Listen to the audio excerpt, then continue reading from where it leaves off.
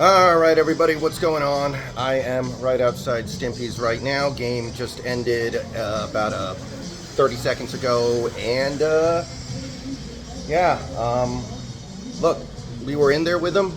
We were right there. I mean, it was a competitive game. You can't say, I think you can say after that game that there are significant portions of this team that are ready to go compete at the highest level, and this is going to be a short video. I'm going to do a real post-game video when I get home, but that's not going to be for a little while.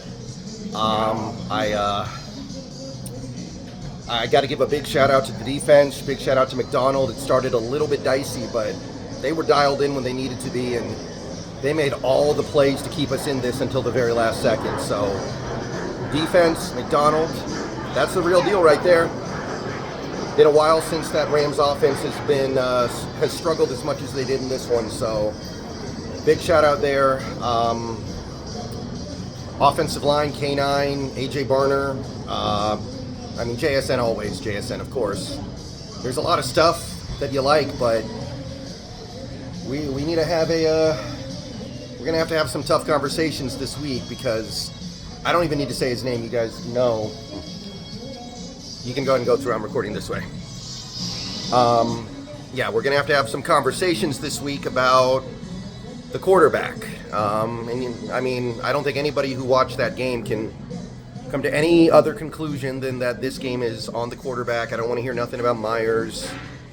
I don't want to hear anything about even the offensive line, which didn't play a great game, I know, but they did their job. They gave us opportunities. Running game still a little inconsistent, but that's what we've been dealing with all season. So overall, I don't think it was bad. So yeah, that was so bad from one particular guy that it hurts. It hurts because we've been building him up the first half of the year. We've been building him up, and this one just takes you down. And I'm not in the habit of giving up on a guy or completely dismissing a guy because of one game, but that was beyond a bad game. That was the worst game I've seen a Seattle quarterback play since probably 2021 in Green Bay, and that was the game where Russell Wilson tried to play with his hand, not working. And I don't know, this might have been worse than that. Like, you look at how narrow the end of the game got, you look at how close that got. Even a bad game, we probably win. If he plays a bad game, we probably win. But he didn't play a bad game. He played one of the worst quarterback games you're going to see all season, and I'll talk about it more when I get home. But that's not cool. It's not cool. And again, I'm not here to dismiss him and throw him away just because of one bad game. But the turnovers, it's gotten to the point now where plane flying over. Sorry about that, but I believe Sam Darnold is now on pace to have the most turnovers in a single season of any Seattle quarterback since maybe one of the really bad Matt Hasselbeck years at the very end there.